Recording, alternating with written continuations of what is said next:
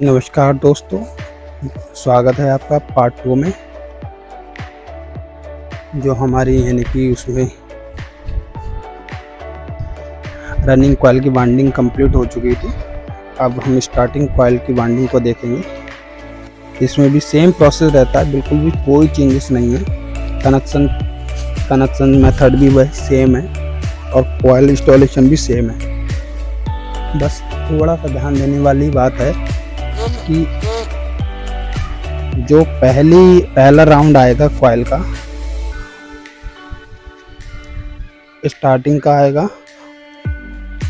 का जो पहला राउंड आएगा, स्टार्टिंग कॉइल का जो पहला राउंड आएगा उस और रनिंग कॉइल का जो पहला राउंड है, रनिंग कॉइल का पहले राउंड पे भी पेपर का लॉक लगा होना चाहिए। फिर इसको इंस्टॉल करें, फिर इसके ऊपर अपना जो लॉक लगता है वो तो लगता ही है, लेकिन दोनों कॉइल के बीच में एक लॉक लगता है, उसको ध्यान में रखें। अगर वो लगाना भूल जाते हैं तो कॉइल जिस समय आप बनाओगे तब तो चल जाएगी, 10-5 मिनट चल सकती है, लेकिन कभी कभी ज़्यादा भी चल जाती है, 10-15 दिन चल जाती है आराम से। कम चलाते हैं जो लोग, लेकिन उसमें आपकी कॉइल शॉर्ट हो जाएगी थोड़े दिन बाद। तो कोशिश करें कोई भी गलती ना हो। गलतियाँ देखो हमारी कमाई खा जाती है क्या, और समय भी खा जाती हैं, तो गलती हमारा बहुत बड़ा नुकसान करती है। गलतियाँ करने से बचें, और कोई भी कन्फ्यूज़न हो तो कमेंट में पूछ लें। पूछने में कुछ नहीं जाता, ना पैसा लगता है ना कुछ। बस आपको एक छोटा सा कमेंट करता है, मैं 24 घंटे में आपको रिप्लाई दे दूँगा कि कब कैसे कहाँ क्या करना चाहिए। वैसे तो सिंपल सा फंडामेंटल है रिवाइंडिंग का कि जो डाटा निकले वो डाटा डाल दो। कभी भी कोई भी वाइंडिंग का डाटा जो भी निकलता है कॉइल का, जैसे जो वायर गेज करते हैं हम, वायर गेज करने के बाद उसका एक नंबर गेज का हिसाब कुछ अलग होता है। एक यानी मोटाई में एक नंबर घटा दो। ऐसे सीख लो सीधा सीधा फंडा कि जो भी गेज निकले उसमें उसकी मोटाई में एक नंबर घटा दो, तो बिल्कुल सेम कंपनी की क्वालिटी आ जाती है। अगर मान लिया हमने, अगर काउंटिंग की बात करेंगे, नंबरिंग की, नंबरों के हिसाब से बात करेंगे, तो गेज का सिस्टम उल्टा रहता है। जो नंबर बढ़ता है तो तार पतला होता है, नंबर घटता है तो तार मोटा होता है। सीधा सीधा है, नंबर बढ़ेगा तो तार पतला होगा, नंबर घटेगा तो तार मोटा होगा। तो कहने का मतलब हमें पतला करना है, तो यानी कि नंबर बढ़ेगा। मान लो 28 नंबर निकला तो 29 डाल दो, 29 निकला तो 30 डाल दो। उससे जो कंपनी की कॉइल में हमारे टर्न बढ़ जाएंगे।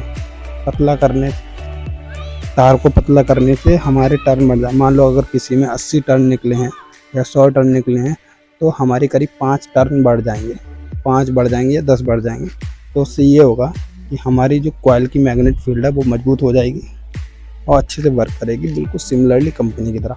क्योंकि मार्केट में हमें उस स्टैंडर्ड जो वायर लेके आते हैं वो इतनी अच्छी क्वालिटी का नहीं मिल पाता, कितना भी कंपनी की तरह नहीं मिल पाता। तो हम अपना माल बढ़ा सकते हैं, कॉइलों के टन बढ़ा सकते हैं, फिर हमें वही ताकत मिल जाती है। तो मैंने आपको बता दिया कि क्या करना चाहिए। ऐसे ही फंडामेंटल सब पे अप्लाई करें, कोई भी मोटर अलग नहीं होती है। अगर किसी का गेज पहचानने में दिक्कत आती, कभी कभी हम सारी चीज़ें सही करने के बाद भी हमने देखा है मोटर ख़राब हो जाती, तो इसमें दुकानदार की गलती नहीं होती है। ये मार्केट में बैठे वायर बेचते हैं उनकी गलती रहती है, लेकिन सारा नुकसान दुकानदार को झेलना पड़ता है, कस्टमर की सुननी पड़ती है, और कस्टमर का फीडबैक भी ख़राब होता है। तो दुकानदार की गलती ये रहती है, जब हम उससे वायर मांगते हैं तो उस दुकानदार को जब हम वायर गेज देते हैं नापने के लिए, तो उसके माइंड में एक सेटअप रहता है कि उस बंदे को हमें वो तार देना है जो हमारे पास है, अवेलेबल है। उसके पास बाई चांस अवेलेबल नहीं होता है तो वो खुद एक नंबर बढ़ा देता है या घटा देता है। हमें जैसे एक नंबर मोटाई में बढ़ाना था, यानी मोटाई तार की घटानी थी, तो उसने पता चले बढ़ते हुए दे दिया। अगर मान लो हमने 28 मांगा था और उसने 27 दे दिया, तो हमारी कॉइल में टर्न भी कम हो जाएंगे। मोटाई बढ़ने से जो क्वालिटी थी मोटर की वो मोटर की क्वालिटी नहीं आ पाती है। ये कंपनियों की गलती रहती है या फिर दुकानदार की गलती रहती है, कारीगर की कोई गलती नहीं रहती है। वो कोशिश करता है कि मेरा कस्टमर, क्योंकि कारीगर की गलती होने से उसका नुकसान होता है, और कोई भी कारीगर जानबूझकर गलती नहीं करता। लोगों को मैंने सुना है कि लोग कहते हैं कि वो उसके बाइंडिंग करनी नहीं आती है, उसे ऐसा नहीं आता, उसे नहीं ऐसा नहीं आता। तो मैं ये मान के चलता हूँ कि उसकी कोई गलती नहीं होती है, सारी तार की क्वालिटी के ऊपर होती है। कभी कभी स्टेटर की क्वालिटी के हिसाब से तार स्टैंडर्ड गेज मैच नहीं करता है, तो इसमें एम्पियर घटते बढ़ते हैं, जिसकी वजह से मोटर ख़राब हो जाती है। हम सारा नुकसान दुकानदार को झेलना पड़ता है। कभी कभार हमारी पूरी मेहनत चली जाती है, कभी कभार जेब से पैसे भी पड़ जाते हैं। तो ये बिजनेस है भाई, इसमें प्रॉफिट लॉस चलता है। तो आप कोशिश करें कि आप अपना गेज मीटर रखें, और तार लेते समय, तार लाते समय अपना गेज मीटर साथ में रखें और उसको वहीं पर तुरंत मेजरमेंट करें। इससे दुकानदार अगर कोई गलती कर रहा हो तो उस गलती को पकड़ पाएँ और बच पाएँ। कभी कभार बहुत पतले तार के मोटे तार में और सबसे ज़्यादा पतले तार में 34, 35, 38, 36 और ऊपर 27, 28, 29 या फिर 25, 26 या 24, 20 से लेके 25 के बीच, 20 से लेके 25 के बीच और 36 से लेके 40 के बीच का वायर का मेजरमेंट बहुत ध्यान से करना चाहिए। जिसमें भी ये गेज निकलते हैं उसको, ये मोटरें बड़ा सेंसिटिव होती हैं, इनके स्टेटर ज़्यादा ना करंट एम्पियर कम ना एम्पियर, जब एम्पियर बढ़ता है तब भी कॉइल नहीं रोक पाते, और एम्पियर घटता है तब भी कॉइल रोक नहीं पाते। सारा कॉइलों को रोकने का फंडामेंटल स्टेटर पर डिपेंड करता है। स्टेटर की गोलाई, चौड़ाई और लंबाई, जो भी कुछ इसका फंडामेंटल है, स्टेटर की चौड़ाई कितनी है, अंदर की इन डायमीटर कितना है, बाहर का डायमीटर कितना है, सब मेजरमेंट होता है इसका। तो उसके हिसाब से वायर का गेज डाला जाता है। कंपनियां जो वायर का गेज देती है बना के, हमें वही वायर का गेज 1 नंबर घटाते हुए डालना चाहिए। आपकी मोटर कभी भी ख़राब नहीं होगी तो नॉर्मली ख़राब होती है, जो उसकी लाइफ होती है या वायर की जो क्वालिटी होती है उसी हिसाब से ख़राब होती है। आपने मार्केट में देखा होगा, कॉपर बोल के चाइना कॉपर बेचते हैं, और चाइना कॉपर वो चाइना कॉपर है ही नहीं। CCA लिखा होता है उस पर, एल्युमिनियम कॉपर कोडिंग ये लिखा होता है। ऐसे यही है, बिल्कुल सेम है।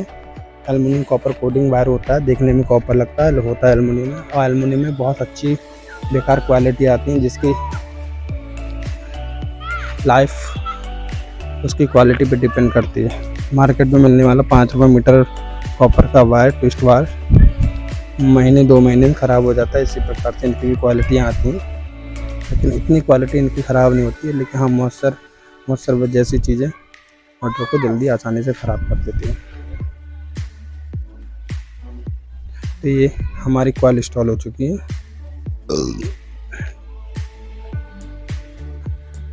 अब इसके सिर्फ कनेक्शन बाकी है।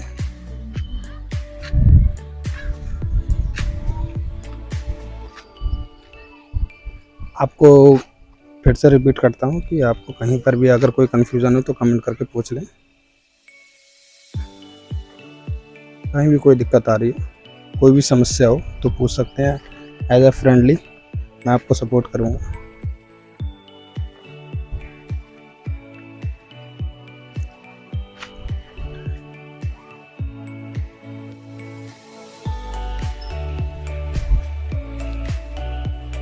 मेरी शॉप बरेली में है। बरेली में पीलीभीत बाईपास पे सुरेश शर्मा चौराहा है। उस चौराहे से जोगी नवादा के लिए रोड कटी है। जोगी सुरेश शर्मा चौराहे से मात्र 250 मीटर आगे मेरी शॉप होगी। बालाजी अपग्रेड बालाजी इलेक्ट्रिकल नाम से। ये छोटू है, मेरी दुकान पे काम करता है, मेरे साथ रहता है। स्कूल के बाद काम सीखने आ जाता है। ये चारों कॉइलें इंस्टॉल हो चुकी हैं और इसकी फिनिशिंग और कनेक्शन बाकी है। अब इसमें जो स्लिप और पेपर सेट करके हम इसको सिलाई कर देंगे। अब इसमें कोई इतना तो काम बचा नहीं, आप ये वाला सारा काम जानते हैं। लेकिन हाँ, यहाँ पर ध्यान देने वाली बात यह है कि जो स्टार्टिंग कॉइल और रनिंग कॉइल के बीच में पेपर लगता है, कोई भी तार, एक भी तार रनिंग का या स्टार्टिंग का इधर उधर ना हो, पेपर के इस पार या पेपर के उस पार ना हो, सारे अपनी अपनी जगह रहें और अच्छे से बांध दें इसको, तो कॉइल आपकी बाइंडिंग ख़राब नहीं होगी। अगर तार इधर उधर हो गया तो आपकी बाइंडिंग यहाँ से भी रिस्क रहता है जलने का, यहाँ भी जल जाती है। कनेक्शन को मजबूती से बांधे और आराम से बांधे, क्योंकि एल्युमिनियम का वायर होता है जरा में बहुत आसानी से टूट जाता है।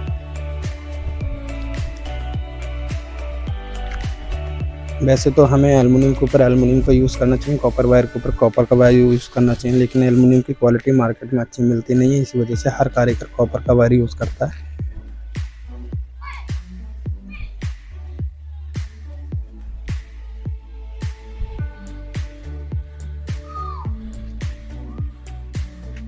आप लोग बताएं कहाँ मेरी वीडियो कहाँ से देख रहे हैं, कमेंट में ज़रूर बताएं। बहुत से लोग वीडियो डालते हैं, मुझे उनकी वीडियो मेरी वीडियो से अच्छी लगती है, फिर भी मैं कंपेयर नहीं करूँगा।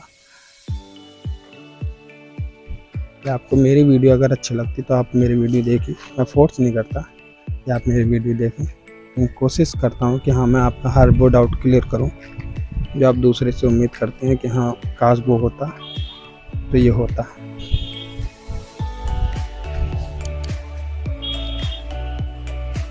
अब ये सिलाई लग रही है, इस तरह से सिलाई लग जाती है। इसको सिलाई को बहुत अच्छे से इंस्टॉल करें और सेफ्टी के साथ में, क्योंकि कभी कभी धागा इस पार से उस पार निकालने में धागा कॉइल का धागा बीच में आ जाता है तो टूटने का रिस्क रहता है, तो इसको नज़रअंदाज ना करें, अच्छे से सटीक से बांध के